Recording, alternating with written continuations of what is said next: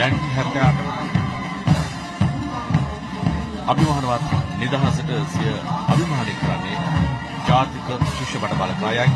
78 වන අභිමානවත් නිදහස උළෙල වර්ණවත් කරන්නේ ජාතික ශිෂ්‍ය බඩ බලකායයි. ජනාධිපති වන්නට ජනාධිපති වර්ණ සහ බලකා වර්ණ දජ සහිතව සිය සම්මානය පුද කරමින් වර්ෂ 145ක අභිමානවත් ප්‍රෞಢ ඉතිහාසයකට හිමිකම් කියන සෝදානම් නොවී නොසිටිනු යන්න සිය ආදර්ශ පාඨය කරගත් ජාතික ශිෂ්‍ය බඩ බලකායයෙක් වන මොහොතයි අප දැන් දකින්නේ. ශිෂ්‍ය බඩ බලකාය පිළිබඳව විස්තර කතරේ සඳහා මා සමග එක්වනවා ශිෂ්‍ය බඩ බලකාය මාඩල් නිලධාරී මාධ්‍ය මේජර් රොෂාන් සෙනවිරත්.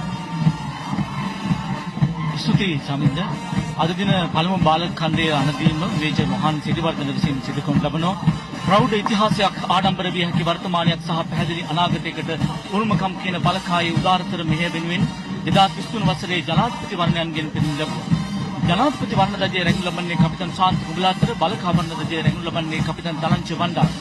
वर्ष 1880 දී කොළඹ රාජකීය විදුහලින් සරඹ කිරීම තුළින් විනය සංවර්ධනය කිරීම සඳහා බිහි වූ පාසල් ශිෂ්‍ය ශිෂ්‍යාවන්ගේ නායකත්වය